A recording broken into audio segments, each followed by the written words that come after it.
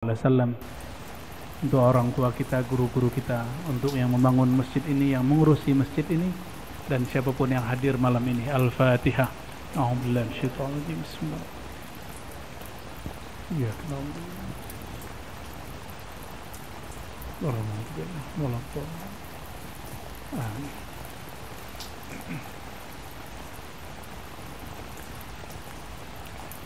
karena tema kita hijrah, kebenaran di dalam kitab Al-Hikam.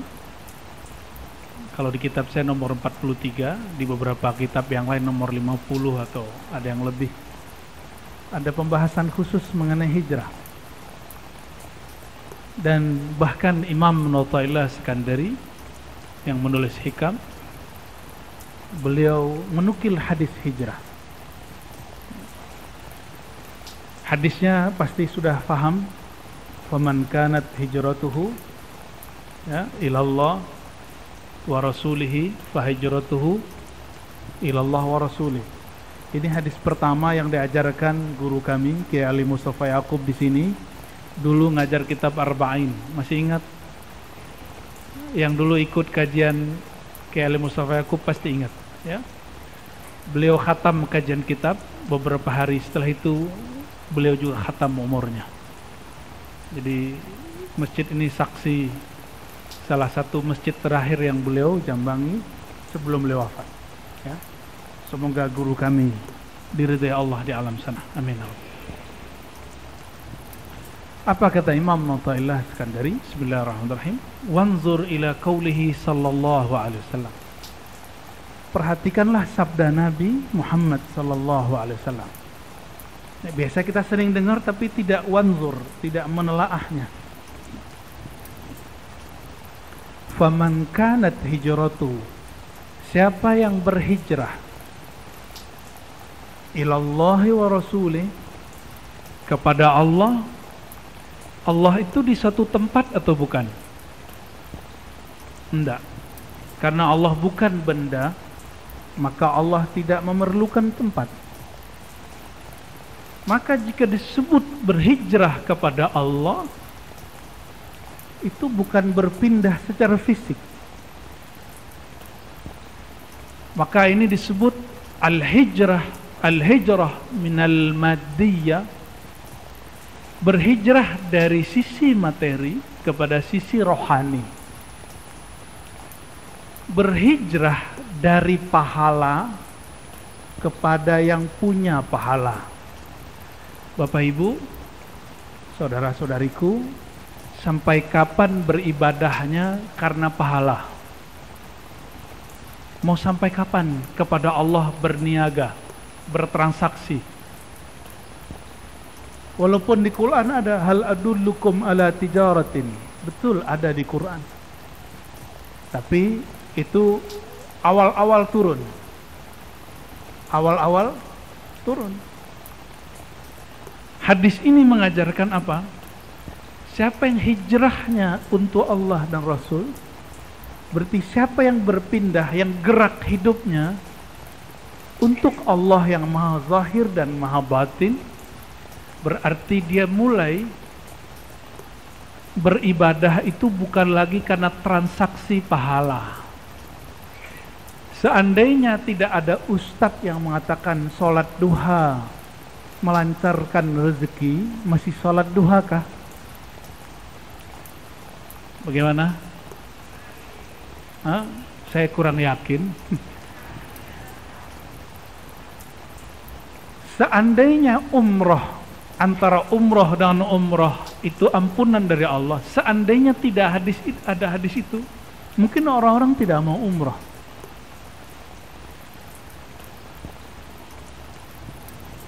Seandainya tidak ada hadis, siapa yang duduk ba'da subuh sampai terbit matahari, maka bagi dia pahala umroh dan haji tamah sempurna.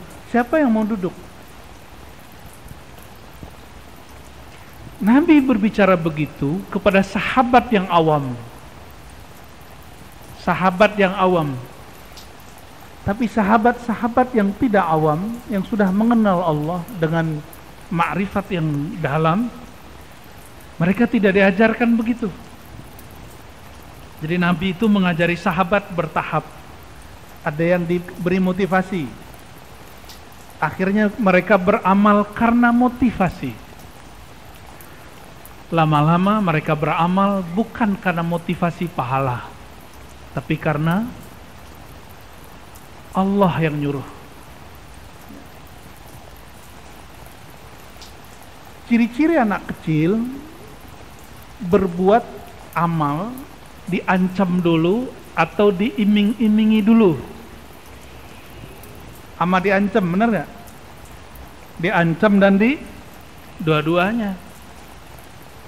Sudah berapa lama kita seperti itu?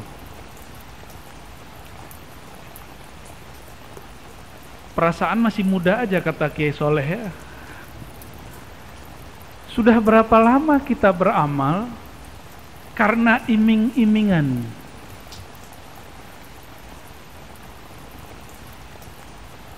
Kalau anak sudah gede, dia sholat itu bukan lagi karena diancam atau tapi karena dia sadar. Maka anaknya disebut, kamu sudah dewasa nak. Ini yang di depan saya sudah dewasa belum rohaninya? Seandainya tidak ada ayat ala bidzikrillah tatmainnul qulub, ketahuilah hanya dengan menyebut nama Allah kalbu menjadi tenang. Seandainya tidak ada ayat ini, mungkin orang jarang berzikir kepada Allah. Karena kita ini biasa dididik seperti pedagang sama pembeli. Jarang yang dididik menjadi orang yang tulus mencintai. Ini saya nggak nanya ke bapak-bapak, ibu-ibu seneng nggak dicintai tulus? Apalagi umur udah nambah gini ya nggak? Dicintai bukan karena cantik, bukan karena kaya atau dan lain sebagainya. Kan begitu maunya, benar nggak? Itu bapak ibu, ini ibu-ibu saya kabarin, itu sebenarnya sifat Allah yang Allah sedikit percikkan kepada ibu-ibu. Allah itu ingin beri pelajaran, wahai hamba-hambaku.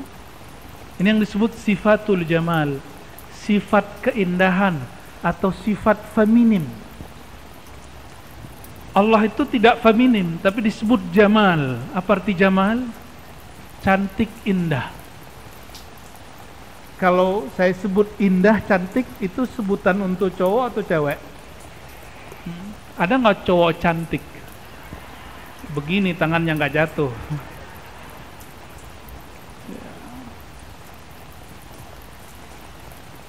Karena orang yang diberikan sifatul jamal, sifat indah dan cantik, ingin dicintai apa adanya, Allah ingin berkalam, wahai hamba-hamba Allah, wahai laki-laki, wahai perempuan, wahai pria, wahai wanita, cintailah aku apa adanya. Makanya Allah disebut dalam hadis Imam Bukhari, innallaha ghayurun, Allah itu maha pencemburu. Pencemburu itu laki atau perempuan biasanya? Perempuan. Makanya ujian perempuan itu selalu cemburu. Ya, benar Pak ya. Kalau kita cemburu beres Pak. Ya. Kalau ibu-ibu cemburu panjang ceritanya. Tapi bukan berarti Allah perempuan. Tapi sifat perempuan itu percikan dari sifat Allah Subhanahu wa Ta'ala. Berat nggak ngaji begini? Enggak kan? Kalau enggak saya ganti topik. Saya rasa temanya biasa. Hal yang biasa, tapi kita bawa ke ranah yang luar biasa. Insya Allah. Kan hijrah. Ya, kajian kita juga mesti hijrah. Kajian kita juga mesti hijrah. Ya.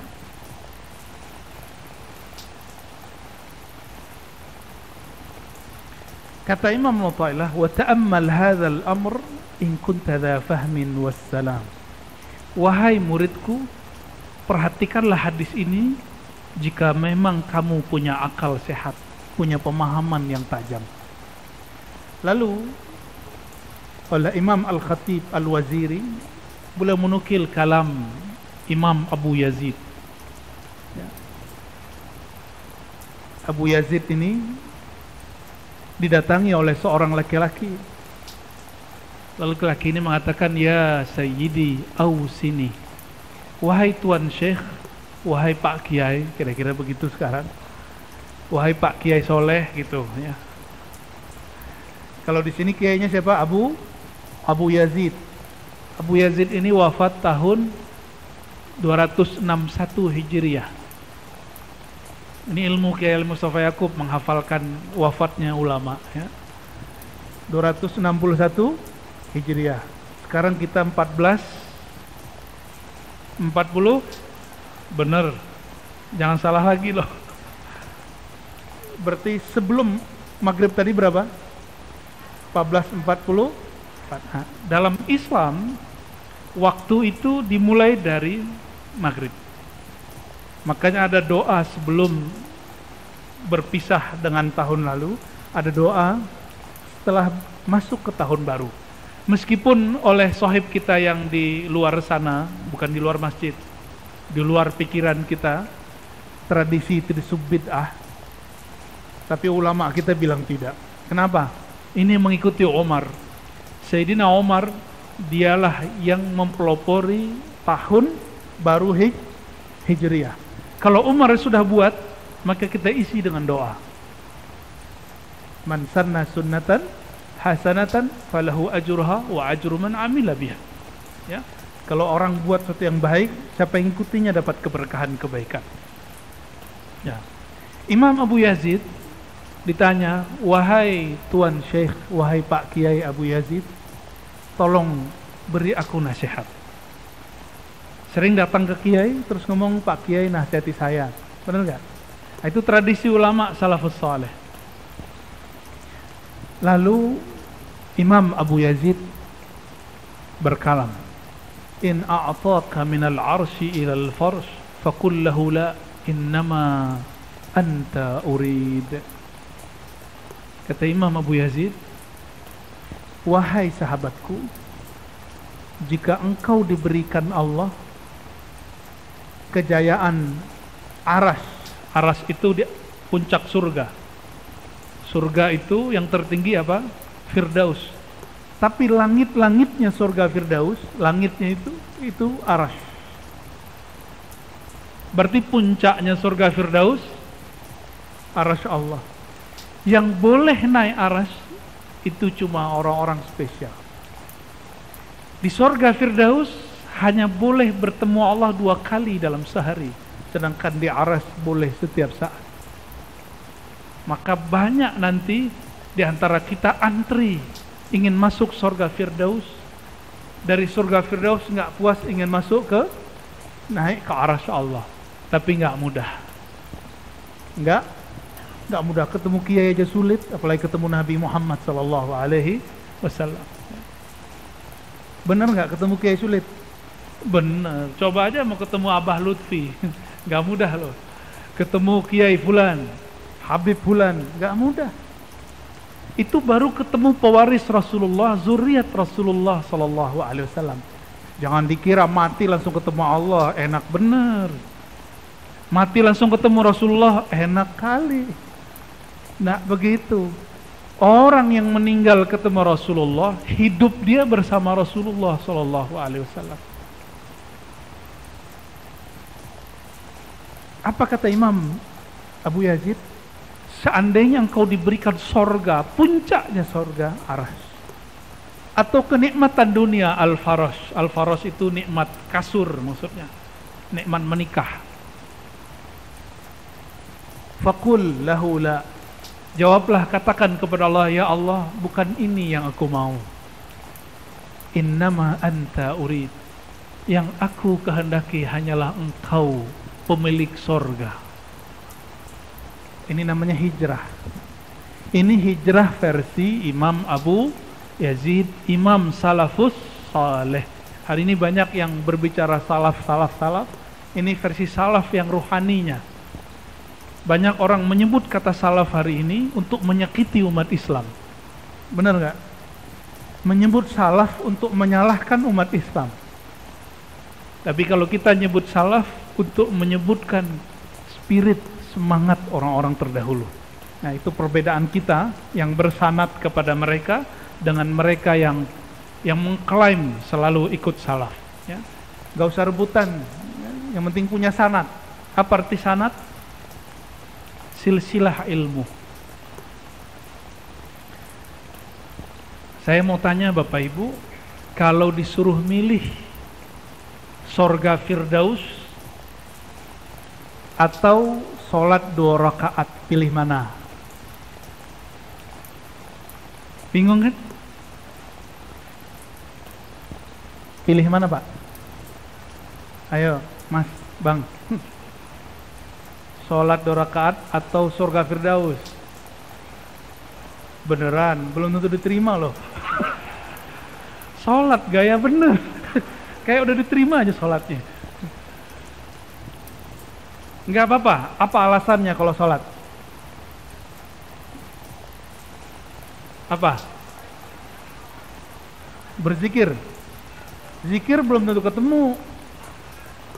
Apa? Ikhlas. Beneran sholatnya ikhlas. Jangan-jangan sholatnya pengen rezekinya lancar.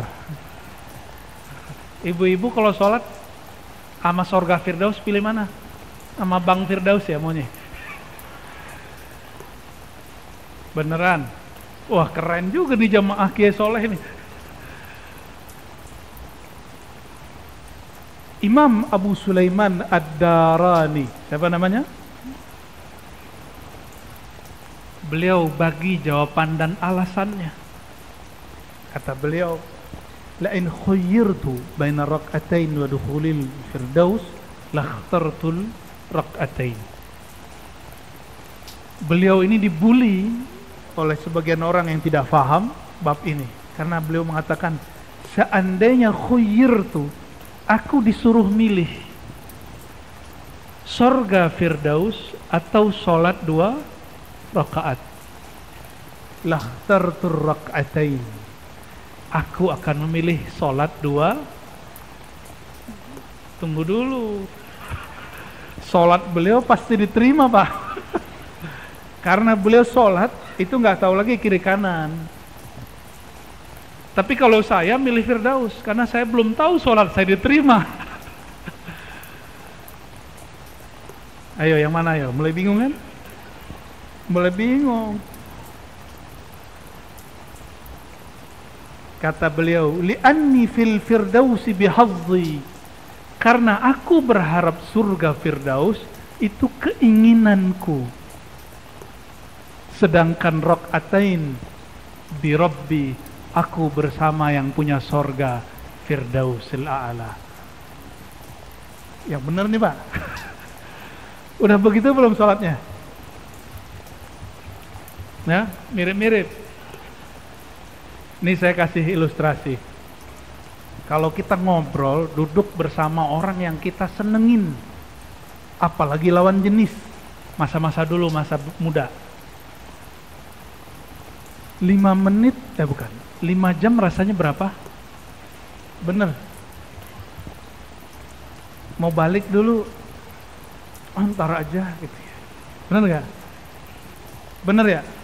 Tahu-tahu sudah matahari udah udah maghrib. Dek, udah maghrib. Belum isya gitu. Tuh, pengalaman tuh. Itu baru ama makhluk yang kita senangi.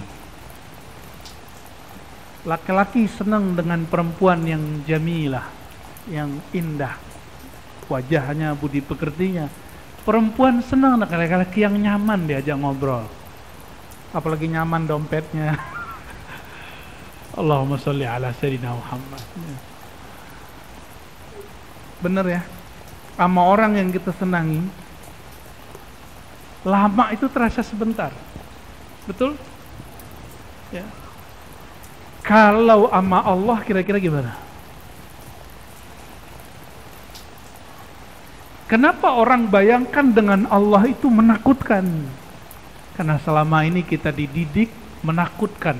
Allah itu tukang ancam. Allah itu suka ngancem, awas lo kamu masuk neraka lo, ahli bid'ah lo. Makanya kajian-kajian begitu tuh rame. Kenapa? Karena dari kecil sudah dididik mengancam. Kamu nggak sholat kan neraka lo. Kamu begini neraka lo, gitu aja terus. Akhirnya ketika ingin hijrah, udah dewasa ingin hijrah, dengar orang baca hadis. Apa hadisnya? Kullu bid'atin dhalalah wa kullu dhalalatin finnar. Seneng aja bukan main. Setiap bid'ah itu sesat, setiap sesat itu masuk neraka. Awas ente. Jadi orang-orang yang suka kajian-kajian ancam mengancam itu memang dididiknya begitu dari kecil. Jadi bukan salah kelompok itu sebenarnya, tapi memang kita dari kecil dididik bab ancam mengancam. Jadi otak itu udah otomatis. Otak ini kan kalau sering diasah, dia akan mengikuti pola-pola itu. Alhamdulillah saya sering dididik guru-guru dan orang tua saya dengan apresiasi. Jarang diancam. Bahkan kalau nilai kami rendah, percaya nggak Bapak Ibu, nilai akidah akhlak saya dulu 4. Karena tiap hari tengkar mulu. Nonjok orang lah, nendang orang lah, bonyok itu orangnya. Karena hobinya dulu silat sama karate. Tapi bapak saya bilang 4. Ya masih kelas 2, semester 1, nggak apa-apa, antar juga bagus ya. Nggak pernah ngancem. Kapan bapak saya ngancem? Sekali aja. Saya kelahi Pak. Mata kita merah. Pulang mata merah. Lidi dia ambil sama itu rotan. Lari lagi. Tongkar lagi ngalahin orangnya. Jadi cara didiknya beda. Semoga Allah merahmati kedua orang tua saya. Ayahanda masih hidup, ibu sudah berpulang, sudah berhijrah ke alam barzah. Bapak Ibu yang karena Allah, kalimat ini jangan ditelan mentah-mentah ya. Betul, dalam alam rohani, kalau kita sudah mengenal Allah, sudah merasakan namanya bab ihsan. Ihsan itu memandangnya dan dipandangnya. Ini biar indah. Mandang orang yang kita suka, seneng gak? Dipandang oleh orang yang kita cintai, seneng gak? Itu yang disebut ihsan. Beruntunglah yang namanya ihsan. Ya. Pengen namanya hikam ya. Bener, senang dipandang oleh orang yang kita suka. Senang. Dipandang oleh guru, dipandang oleh orang yang kita anggap mulia, kita senang. Tapi bedanya kalau dipandang guru, ada guru yang kalau mandang kita keringetan. Itu karena gurunya suka ngancem. Ada guru yang jika pandang kita senang, berbunga-bunga. Begitu enggak? Rasulullah itu digabung dalam diri beliau 2 hal itu. Ada bab jamal, ada bab jalal. Sehingga ada sahabat baru datang kepada Rasulullah sallallahu alaihi wasallam. Dia merasa dirinya paling sempurna diperhatikan baginda. Apa kata dia? Dengan pedenya bertanya, "Wahai Rasulullah, apakah aku orang yang paling engkau cintai?" Rasulullah ini jujur. Kalau ditanya begitu, jawabnya juga jujur. "Maaf, orang yang paling kucintai Abu Bakar." Langsung wajahnya. Di situ dia tahu Rasulullah itu suka memberi perhatian semua sahabatnya. Wala yaqta' haditha ashabih. Nabi itu kalau sahabatnya ngomong nggak dipotong. Nggak sanggup jadi nabi Pak, saya nggak sanggup jadi nabi. Saya kalau orang banyak nanya, saya potong aja. Pertanyaannya apa Mas? Gitu, langsung begitu. Kalau Rasulullah enggak. Apalagi kita dikasih limit sama pengurus, sekian menit Buya katanya. Ya harus kita potong-potong tuh kalau orang nanya. Kalau kita belum sampai martabatul khawas, tingkatan setinggi beliau atau murid Imam Ad-Darani, pilihlah surga Firdaus. Tapi kalau sudah tahu ilmu ihsan, sudah merasakan nikmatnya sholat. Udah pernah nikmat sholat belum? Nikmat sholat bukan karena bacaan imam bagus. Mohon maaf nih para imam. Bukan. Nikmat sholat itu munculnya dari dalam. Makanan enak di depan, hati lagi gak enak, makannya enak gak? Paham? Sorga di dunia itu namanya sholat. Hidangan terindah di alam semesta itu namanya sholat. Apabila seseorang hatinya tidak nyaman, maka dia tidak akan mampu menikmati sholat. Oleh karenanya Bapak Ibu, sebelum sholat handphone matikan. Ya, sebelum sholat duduk berdiri, kalau perlu sholat dulu 2 rakaat. Itu namanya conditioning. Jadi Rasulullah SAW mengajarkan conditioning. Selevel Nabi, conditioning mau zuhur 4 rakaat. Umatnya Nabi berapa rakaat? Beneran 4, paling cuma 1-2 orang ya. Mulai ngamalin mulai besok sunnah sebelum sholat zuhur. Jadi kita udah azan, kita sholat berapa rakaat? 2 rakaat plus 2 rakaat. Itu cara apa? Mengkondisikan hati. Itu rahasianya. Selevel baginda Rasulullah SAW, beliau mengkondisikan kalbunya sebelum sholat zuhur 4 rakaat. Masa kita tidak? Khusus maghrib karena beliau kadang sholat 2 rakaat setelah azan, kadang tidak. Bahkan di riwayat itu disebutkan siapa yang mau sholat yang tidak, nggak apa-apa. Maka sahabat Nabi sebelum terbenam matahari mereka sudah duduk di masjid. Ya, kalau kita mungkin duduk di musola, di surau, di langgar, duduk di tempat kita mau sholat, persiapan kolbu. Orang mau ujian aja persiapan, kenapa dia mau sholat dia tidak persiapan? Mulai mau hijrah sholatnya, maka sebelum sholat persiapkan dirinya bertemu Allah Subhanahu wa ta'ala. Allah yang dipandang apa? Baju yang bagus? Enggak. Yang dipandang Allah apa? Kolbu. Maka yang dipersiapkan kolbu. Tapi kolbu ini dia terpengaruh oleh yang zahir. Terpengaruh oleh handphone, oleh mata menonton, oleh gosip, oleh pikiran. Kondisikan kolbu sebelum sholat ya. Nah, Rasulullah itu makomnya sudah sampai, sholat itu rehat. Kalau kita rehat dulu baru sholat, beda. Makanya saya nggak yakin kalau tadi jawabnya saya pilih sholat Ustadz. Nah, kurang yakin saya. Belagu bener. Bapak Ibu yang mengasihi Allah. Wa qala Imam Abu Bakar Asy-Syibli quddasallahu sirrahu. Imam Junaid, pernah dengar Junaid? Junaid Al-Baghdadi, Imam Salafus Saleh.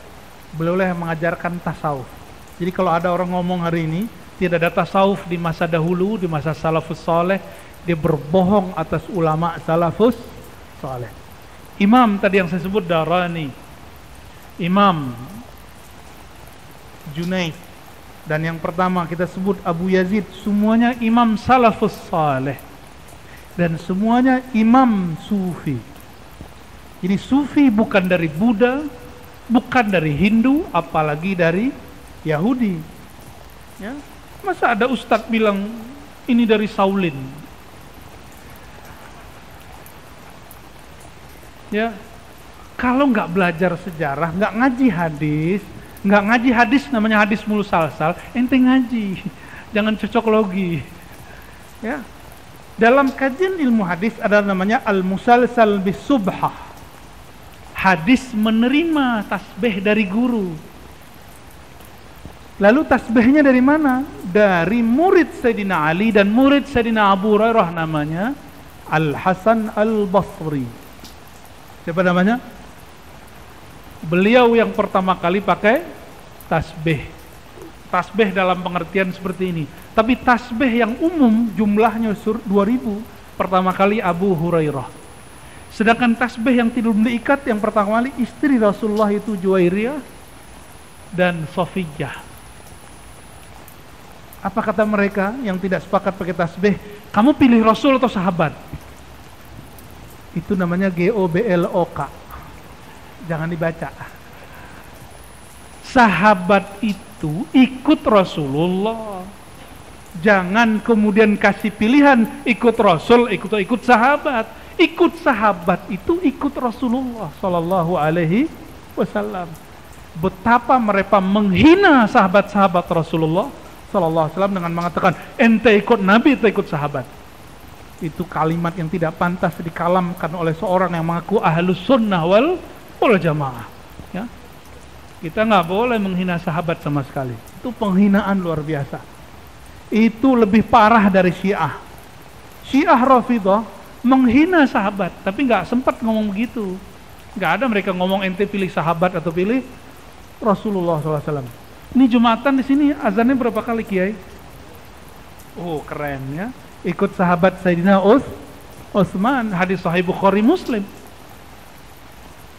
Bukan berarti ente ikut Utsman atau ikut Rasulullah, jangan begitu nanyanya. Su'ul adab sama Sayyidina Utsman, ya.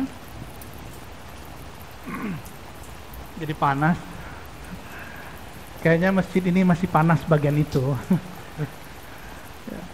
Imam Shibli, imam yang hidup separuh hidupnya lebih di zaman salafus saleh, tapi wafatnya setelah itu.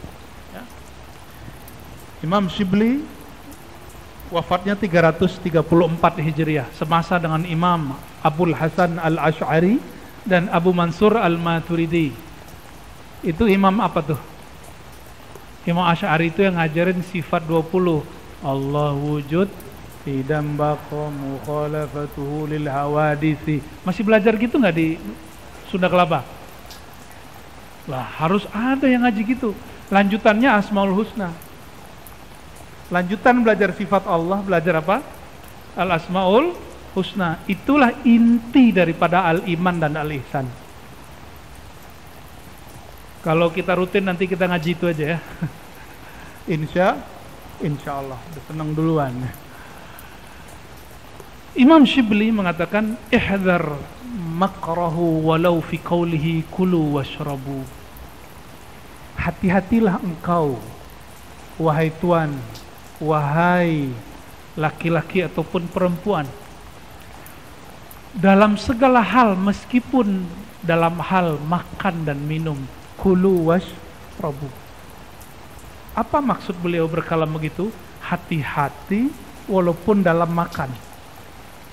Kalau orang awam, nah mau sampai kapan kita jadi orang awam? Itu hanya hati-hati di awal makan dan di akhir makan. Awal makan baca bismillah, akhir makan alhamdulillah. Tapi kata Imam Shibli, kalau engkau mau hijrah, hati-hati di saat makan. Hal anta ta'kul ma'ahu amla. Apakah engkau makan dan merasakan kebersamaan dengan Allah atau tidak? Apakah saat engkau makan, engkau berpikir nasikah yang mengenyangkan? Kalau orang berpikir nasi yang mengenyangkan, disitulah tumbuh sifat tamak. Jadi kapan orang tamak? Kalau dia meyakini nasi yang mengenyangkan. Kapan orang mulai korupsi? Jika dia mengira duitlah yang membahagiakan. Sama. Jadi kalau megang duit hati-hati. Megang duit, apalagi megang orang yang megang duit. Kata Imam Al-Waziri, "Li'anna zahir at-ta'am wasyarab in'amun wa batinuhu ikhtibarun." Karena orang makan itu zahirnya nikmat, tapi pada hakikatnya, batinnya Allah sedang menguji dia. Dia sedang makan, dia berpikir siapakah yang mengenyangkan. Dia sedang minum obat, dia berpikir siapakah yang menyembuhkan. Gimana kira-kira? Yang sering kita lupa ya. Maka mulai malam ini Bapak Ibu, mulai malam ini hijrah makan bagaimana? Bismillah itu terjemahannya aku makan bersamaan dengan nikmat Allah. Bi-nya di situ berarti ma'a. Apa arti bi di situ? Ma'a. Ma'a berarti bersama. Aku makan dengan pemberian Allah. Kalau sudah begitu udah makan suka-suka. Karena setiap makan yang dirasakan Allah Subhanahu wa ta'ala. Udah begitu belum? Jadi kapan makan kita jadi ibadah? Kalau makannya bersama Allah Subhanahu, sehingga ketika makan, yang kenyang tidak hanya perut, tapi yang kenyang juga batinnya. Itulah makan yang membuat mudah bangun malam tahajud. Itulah makan yang membuat mudah bangun subuh. Itulah makan yang membuat pikiran orang bisa jenius. Jenius melebihi jeniusnya orang-orang dunia, tapi jenius akhirat. Orang jenius itu visioner. Visioner ahli dunia bagaimana dapat untung di dunia. Tapi visioner orang akhirat, dia berpikir sampai melewati dunia. Berarti sampai ke akhirat. Jadi hitung-hitung dia sampai ke akhirat. Itu orang visioner.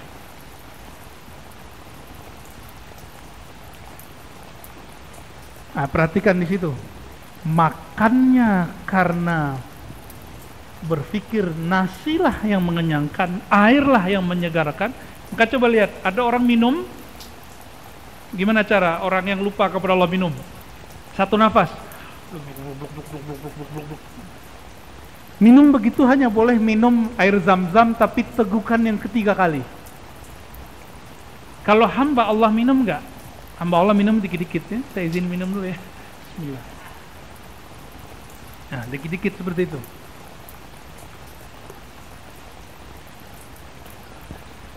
Jadi minum jangan itu minumnya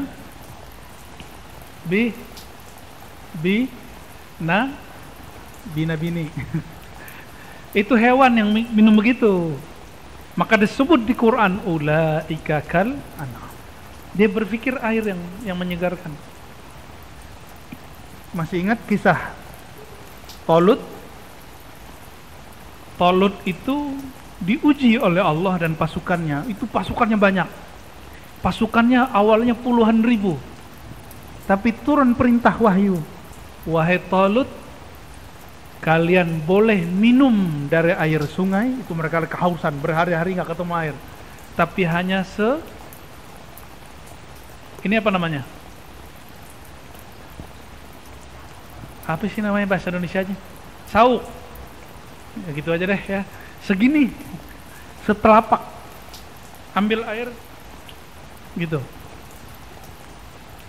Ini ilmu wudhu. Pernah belajar wudhu nggak? Tapi bab ini jarang orang mengajarkan. Kalau kita berwudhu, bagian air sedikit saja, bagian wajah kita minum. Ya. Ada yang ngajarin begitu nggak? Bid'ah nggak nih? Ya. Di kitab-kitab lama masih ketemu Pak begitu. Ya, itu manfaatnya ada. Nanti kalau kita ketemu lagi kita jelaskan rahasianya. Ya. Ternyata caranya diambil dari mana?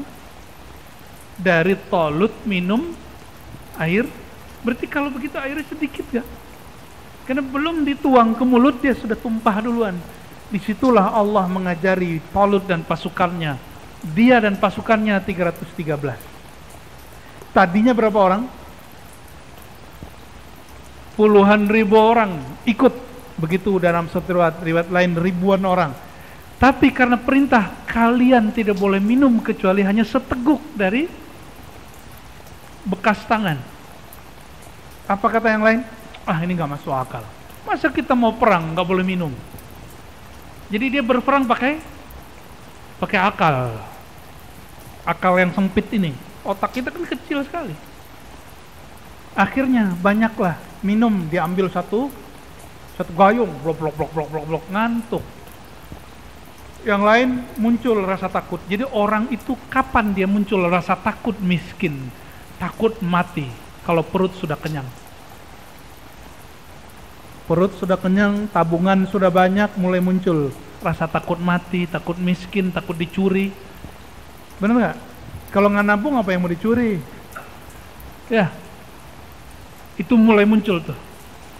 Sama, pasukan Talib mundur. Yang maju cuma 313 orang. Sama dengan Ahlul Badar, 313 orang bersama Rasulullah SAW. Ya. Dia nggak boleh tamak, nggak boleh tamak sama sekali. Nah, coba hijrah minum, tadi hijrah makan. Mulai malam ini, detik ini, kalau minum bukan lagi dengan meyakini air yang menyegarkan. Toh tentara Talut mengalahkan musuhnya Jalut, mereka jumlahnya cuma 313 dan minumnya sedikit. Karena yang menyegarkan, yang menghidupkan bukan air minum, tapi Allah Subhanahu wa Ta'ala. Bener gak nih? Ya. Nanti ada masa Bapak Ibu, gak tahu ini sebagian ibu-ibu mungkin sudah dipanggil Allah nanti. Gak nakut-nakutin. Sebagian kita sudah dipanggil Allah nanti Bapak-Bapak. Ada masa orang karena air 1 gelas bunuh-bunuhan. Sekarang belum Pak. Ini sudah mulai. Coba, adakah orang Jakarta minum air sumurnya? Nggak ada, karena sumur kita sudah ternodai, sudah tercemar. Semua kita minum pakai air. Bukan aqua ini. Alam bawah sadarnya sudah begitu. Semua orang nanti minum begitu. Ada masa itu air nggak ada masuk ke Jakarta. Berebut Pak minum ini, bunuh-bunuhan minum ini. Di semua negeri, dimanapun. Itu fitnah akhir zaman, saya nggak nakut-nakutin. Rasulullah yang mengabarkan, sallallahu alaihi, kalau nggak sanggup meninggal aja sebelumnya ya. Bayanginnya sulit kan? Tuh banyak yang mau minta mati sebelumnya tuh. Tapi kalau sudah ngaji bab hijrah minum, dia paham yang menyegarkan, yang menghidupkan bukanlah air, tapi Allah Subhanahu. Ya, teorinya gitu Pak, teorinya. Coba aja ntar ya. Terakhir ya, ketika disebut al-muhajiru man hajara, man al-mujahidu man hajara. Ada yang hafal nggak? Ada al-mujahidu man jahada hawa, ya. Al-muhajiru man hajara mimma nahahullah. Itu riwayatnya. Orang yang jihad itu yang berjihad melawan hawa nafsunya. Hadis ini sahih, ada di Bukhari. Dan orang yang hijrah itu al-muhajiru, orang yang hijrah itu orang yang hijrah dari sesuatu yang Allah tidak suka. Allah tidak suka ketika kita minum air lah yang kita etikatkan itu yang menyegarkan. Mulai sederhana, mulai hidup hari ini. Nah, bukan nasi yang menyegarkan, bukan nasi yang bikin kenyang. Ya. Kira-kira orang Indonesia kalau umroh haji nggak ketemu nasi, ngamuk ya? Oh ngamuk. Udah nyampe di Mekah, itu nggak ketemu nasi masih ngamuk Pak. Ternyata Tuhannya, padahal makan apa aja di depan. Apa yang di depan, yang dihidangkan makan aja. Tapi kita alam bawah sadarnya ngomong gini, saya kalau nggak makan nasi saya nggak makan. Itu nyiksa diri namanya. Kenapa kita buat kaidah begitu? Karena belum hijrah. Maka siapa yang ditakdirkan Allah minggu depan, besok, bulan depan umroh, tahun depan haji, coba mulai latihan kurangi makan nasi. Saya nyaksiin sahabat saya kalau nggak makan nasi, merotos. Nasi. Serius. Pusing dia kalau nggak ketemu nasi. Seperti suami pusing nggak ketemu istri. Emang betul pusing? Kayaknya bapak-bapak ini nggak pusing. Yang pusing ibu-ibu. Bapak ibu yang makan Allah. Ketika Nabi SAW keluar dari Mekah, beliau ternyata keluar itu proses sudah panjang. Prosesnya sudah panjang. Kebetulan saya kemarin nginep di hotel yang dekat Mina. Sekitar 500 meter dari hotel kami itu ada satu masjid namanya Masjid Al-Bai'ah. Apa nama masjidnya? Masjid Bai'at. Di situ dulu orang-orang Ansor berbaiat kepada Rasulullah SAW. Ya, ada yang sudah melewati itu. Ya, Masjid Bai'at itu tidak dibolehkan oleh pemerintah Saudi untuk dikunjungi. Saya nggak tahu kenapa. Ya, dipagar Pak sekarang. Masjid Bai'at itu jaraknya dari Masjidil Haram agak lumayan jauh. Ketika musim haji, orang-orang Madinah datang ke Mekah. Setiap kali ada orang datang ke Mekah, Rasulullah SAW bersama Abu Bakar dan sahabat yang lain, cuma beberapa sahabat itu nyapa, kalian dari Yathrib? Iya, kami dari Yathrib. Diajak, dikasih makan, minum, diajak ngobrol tentang bicara agama. Sampai kemudian pembicaraan mereka mengenai menyembah Allah, ya, akhlak yang baik dan segala macam. Lalu tertariklah waktu itu 6 orang. Ada 6 orang yang tertarik untuk mendengarkan kalam Nabi Muhammad SAW. 6 orang ini kemudian berbaiat kepada Nabi Muhammad SAW. Ini belum di masjid, belum di Bai'atul Ridwan, belum, masih panjang. Lalu mereka mengatakan, wahai Rasulullah, kami izin pulang kampung. Ketika mereka pulang kampung, setiap sahabat yang 6 pulang ke rumah bawa berita kabar baik. Ternyata di Madinah sudah muncul kabar yang diberitakan oleh orang-orang Yahudi bahwa akan muncul Nabi akhir zaman. Jadi siapa yang mengabarkan? Orang Yahudi. Lalu orang Madinah, orang Yathrib mengatakan, Bani Khazraj, wahai ahli Madinah, jangan keduluan orang Yahudi. Fala yasbiqannakum al-Yahud. Jangan keduluan Yahudi. Nabinya kami sudah ketemu, kata 6 orang ini. Maka 6 orang ini, semua keluarganya dan sukunya ikut Islam. Tapi 6 orang ini kemudian datang lagi ke Mekah beberapa bulan setelahnya, bawa 12 orang dan beberapa perempuan, 1 perempuan atau 2 perempuan. Lalu mereka baiat di tempat yang disebut Masjid Al-Bai'ah. Silakan cek, buka GPS ya. Mina, lalu di antara Mina dan Mekah, Masjidil Haram itu ada namanya Masjid Bai'ah. Mereka baiat di situ berapa orang jumlahnya? 12. Berarti sebelum Nabi hijrah itu sudah ada yang Islam dari ahli Madinah. 12 orang pulang mengislamkan 70 orang. 70 datang. Baiat lagi di tempat itu. Kapan mereka baiat? Nggak mungkin siang. Pasti dibunuh oleh kafir Quraisy. Tidur kafir Quraisy, jam 12 malam mereka datang ke situ berkumpul. Itulah tradisi Nabi SAW ngaji jam 12. Ini saya senang sekali, Sunda Kelapa walaupun cuma sekali setahun atau beberapa kali sebulan, buat tradisi ngaji sampai tengah malam. Sampai jam berapa nanti Ustaz? Ya. Sampai jam 2, jam 3, luar biasa. Itu sunnah apa? Sunnah sebelum hijrah. Itu persiapan hijrah. Kuat nih, gak tidur sampai nanti. Ntar kan ada Syekh Muhammad Ali Jabir ya. Siapa lagi? Syekh Hisham. Jangan tidur ya, ngantuk-ngantuk dikit boleh. Ini belajar, kalau kami dulu hampir setiap minggu. Bahkan seminggu itu saya 2-3 kali ngaji jam 12 sampai jam 3. Lalu yang kita siarkan dulu kajian hikam semasa pandemi, itu nggak pakai masker Pak. Jam 12 sampai jam 3, jam 12 sampai jam 3. Tapi alhamdulillah nggak pernah dibubarin pemerintah, alhamdulillah. Saya berterima kasih juga. Nggak pernah dibubarin. Tapi kami membubarkan diri sendiri ya. Karena pandemi selesai kita bubarkan. Ya. Pandemi bubar, kita bubar. Ya. Kembali ke masjid-masjid. Lalu 70 orang pulang. Mereka pulang, semua orang di Madinah masuk Islam.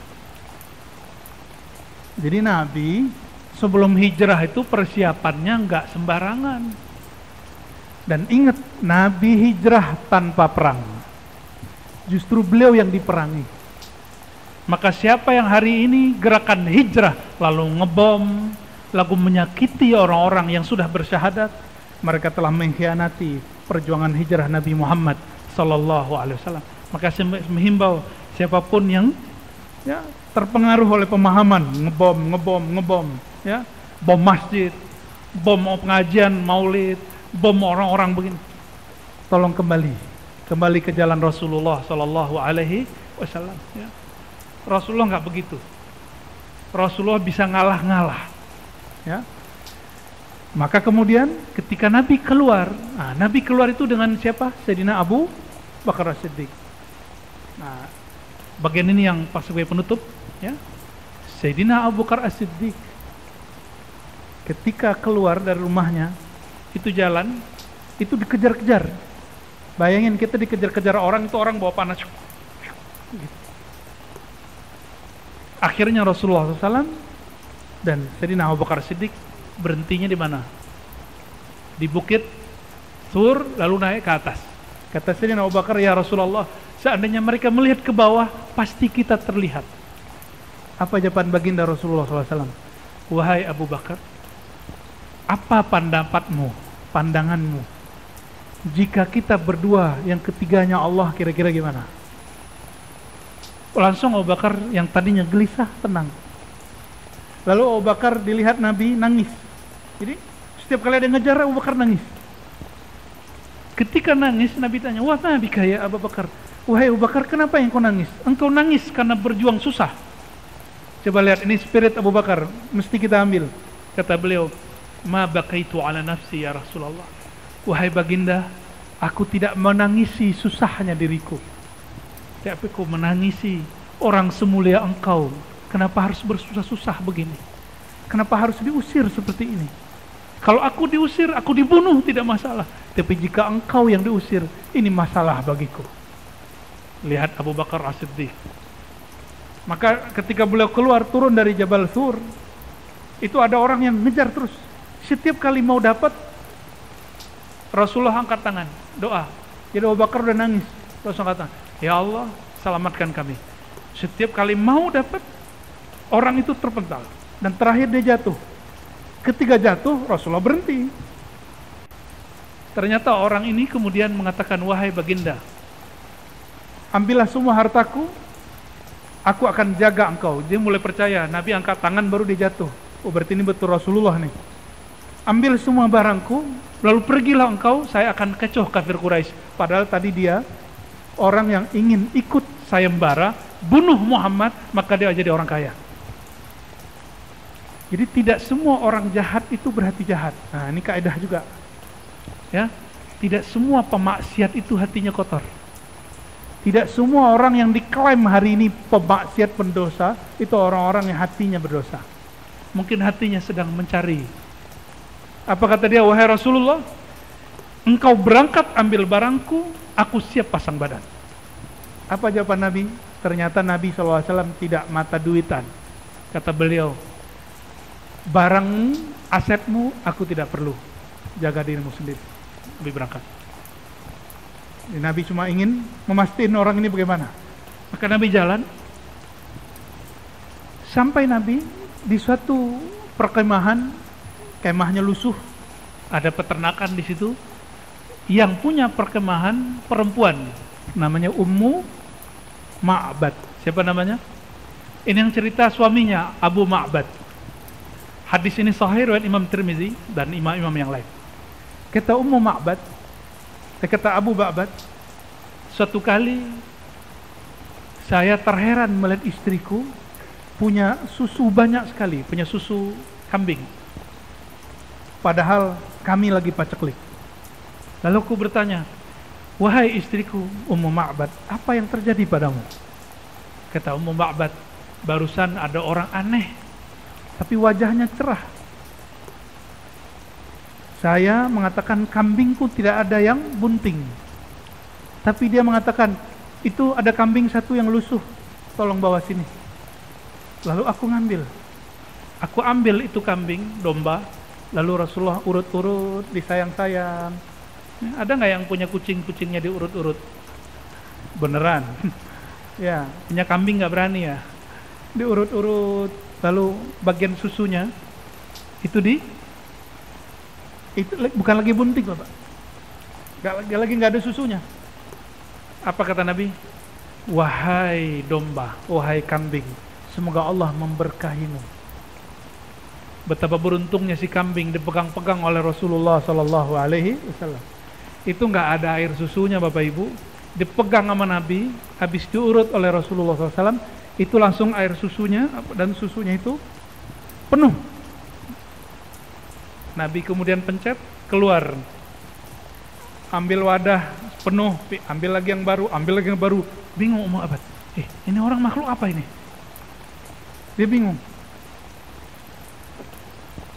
Rasulullah SAW ternyata ada yang ikut ngawal beberapa orang. Setelah itu bertiga beliau. Kemudian ambil. Nah, ini akhlak baginda Rasulullah SAW. Ambil, lalu beliau sodorkan ke 3 orang itu. 1, 2, 3, dan ke Ummu Abad. Yang lain minum. Fasyaribtu, kata Abu Bakar, hatta rawitu. Aku minum sehingga aku puas. Aku minum sehingga aku puas. Lalu kami bertanya, wahai baginda, kapan engkau minum? Jawaban beliau, orang yang memimpin kelompok dia adalah pelayannya. Maka aku terakhir minum. Dan minum semua, baru beliau minum. Sallallahu alaihi wasallam. Sampai detik itu Ummu Ma'bad belum tahu bahwa yang memeras susu itu siapa? Rasulullah sallallahu alaihi wasallam. Maka dia orang paling berani mandang Rasulullah, dilihat dari ujung rambut sampai ujung kaki. Sedangkan Sayyidina Abu Bakar As-Siddiq tidak pernah berani menatap baginda Rasulullah SAW. Yang berani siapa? Emak-emak. Ya, ini hadis emak-emak. Ummu itu kan emak. Emak Ma'bad. Anak dia namanya Ma'bad. Selesai semua, Rasulullah cuma ambil sedikit, minum, dah beliau jalan. Saya mau nanya Bapak Ibu, kira-kira itu air susu turunnya dari mana? Keluarnya dari mana? Memang Allah punya peternakan susu, punya pabrik susu? Apa jawabannya? Yang megang kunci surga siapa? Rasulullah SAW. Benar? Ya. Di surga ada nahrun, ada sungai disebut min laban, yang mengalir di dalamnya air susu. Kalau Rasulullah mau ambil boleh nggak? Boleh. Maka itu keluarnya apa? Itu sebenarnya bukan air susu biasa, itu air susu surgawi. Itulah air susu paling mulia yang pernah keluar. Air susu surga yang Allah keluarkan.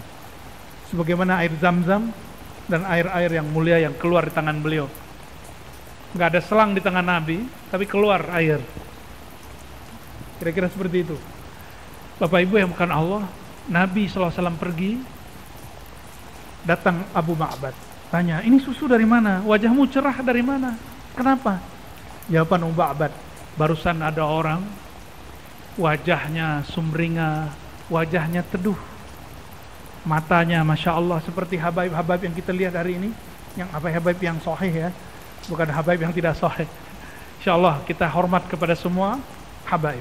Jangan ikut terpedaya dengan isu-isu hari ini, mereka yang kemudian membenci sebagian zuriat Nabi Muhammad sallallahu alaihi wasallam. Ini awal fitnah akhir zaman, karena Al-Mahdi keturunan Fatimah. Maka cara supaya fitnah akhir zaman ini bekerja, orang mulai membangkitkan ajaran jangan percaya habaib. Ya. Yang habaib nggak usah GR dulu, pantaskan aja dirinya. Ya. Kami memantaskan diri kami menjadi pejuang akhir zaman, insya Allah. Ya. Persis seperti wajah, kalau kata Habib Omar, jika kamu mau lihat wajah Rasulullah, lihatlah wajah muridku Al-Habib Ali Al-Jufri. Senyumnya, sumringahnya. Wajah siapa? Al-Habib Ali Al-Jufri. Silakan lihat wajah beliau. Kira-kira rada-rada mirip begitu, ya. Sallallahu alaihi wasallam. Lalu Ummu Ma'bad menceritakan tentang Nabi dari awal sampai akhir. Oleh karena itu, kalau belajar sirah nabawiyah, yang berani menceritakan tentang wajah Nabi hanyalah Ummu Ma'bad, Sayyidina Ali, Husain, dan keluarga Ahlul Bait. Selebihnya Abu Bakar tidak berani, Umar tidak berani, Utsman apalagi. Kenapa? Sahabat-sahabat ini tidak berani menatap baginda Rasulullah sallallahu alaihi wasallam. Bapak Ibu yang dimuliakan Allah, semoga nur baginda Rasulullah mengalir pada kita, mulai hijrah dari motivasi pahala kepada motivasi yang memberi pahala. Dari hanya sekedar berharap surga, takut neraka, kepada yang punya surga, yang punya neraka. Dari makan minum meyakini makan minum itulah yang menyegarkan, kemudian meyakini bahwa Allah lah yang menyegarkan. Semoga hijrah ini berlanjut dan tambah sempurna sebelum kita wafat. Semoga Allah terima hijrah kita semua. Amin ya rabbal alamin. Wassallallahu ala sayyidina Muhammad. Ikuti salawat saya. Sallallahu rabbuna ala nuril mubin Ahmad al-Mustafa Sayyidil mursalin wa ala alihi wa sahbihi ajma'in. Sallallahu rabbuna ala nuril mubin Ahmad al-Mustafa Sayyidil mursalin wa ala alihi wa sahbihi ajma'in. Al-Fatihah.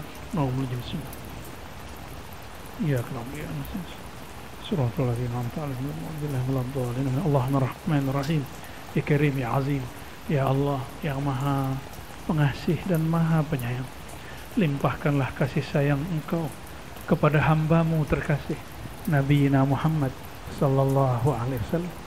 Dan ya Allah, jika Engkau telah melimpahkan kepada baginda Rasulullah, izinkanlah kami mendapatkan percikan limpahan itu. Izinkan mata kami, pandangan kami, pendengaran kami, lisan kami, kolbu kami, tangan, kaki, dan tubuh kami, rohani kami, kolbu kami, mendapatkan limpahan kasih sayang Rasulullah SAW.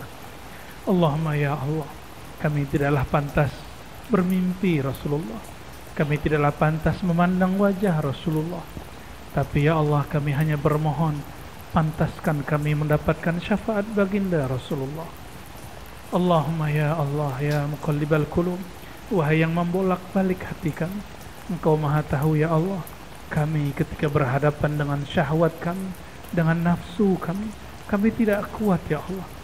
Farhamna ya Rabbana bitarkil ma'asi, maka rahmatilah kami ya Allah, sayangilah kami ya Allah, dengan cara bantulah kami meninggalkan kemaksiatan, bantulah kami ya Allah meninggalkan kebiasaan yang buruk, bantulah kami ya Allah berhijrah lahir dan batin, menghijrahkan kalbu kami hanya kepada Engkau ya Allah.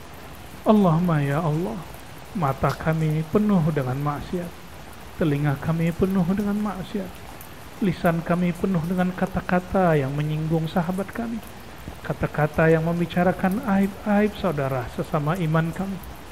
Maka ampunkan semua dosa ini ya Allah.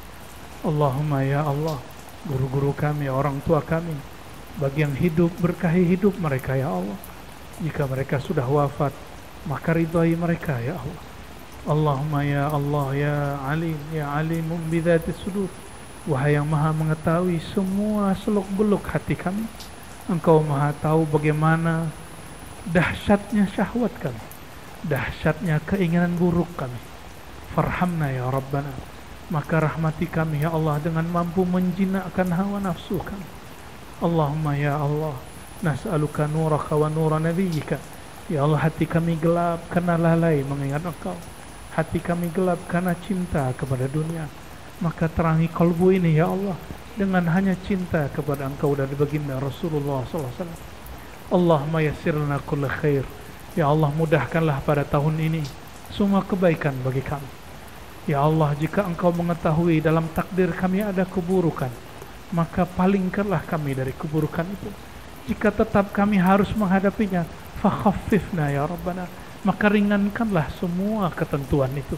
Ringankan takdir yang buruk itu menjadi baik. Allahumma ya Allah, Rabbana atina fid dunya hasanah. Ya Allah, kami memohon kebaikan di dunia bersama orang-orang yang soleh. Kebaikan dunia hadir di majelis-majelis orang yang soleh. Kebaikan di dunia harta yang diberkahi, keluarga yang sakinah, mawaddah warahmah, hati yang mengenal Engkau, mati husnul khatimah. Ya Allah, kami juga memohon fil akhirati hasanah, di akhirat sesuatu yang baik. Masuk alam barzakh ya Allah, bantulah kami menjawab pertanyaan mungkar dan nakir. Ketika kami dibangkitkan, jadikan kami orang yang dijemput Rasulullah SAW, yang disyafaati baginda Rasulullah SAW. Orang-orang yang ketika ditimbang amalnya, ditimbang karena ada nama Engkau dalam kolbu kami, bukan karena ada maksiat dalam diri kami. Orang-orang yang ketika melewati siratul mustaqim karena dipimpin dan dipandu oleh baginda Rasulullah SAW. Allahumma ya Allah, salli ala Sayyidina Muhammad al-Fatih lima ughliq wal khatim lima sabaq nasiril haqqi bil haqqi wal hadi ila siratikal mustaqim wa ala alihi haqqa qadri wa miqdaril azim walhamdulillahi rabbil alamin. Selamat tahun baru 1445 Hijriah. Semoga tahun ini lebih baik dari tahun sebelumnya. Assalamualaikum warahmatullahi wabarakatuh.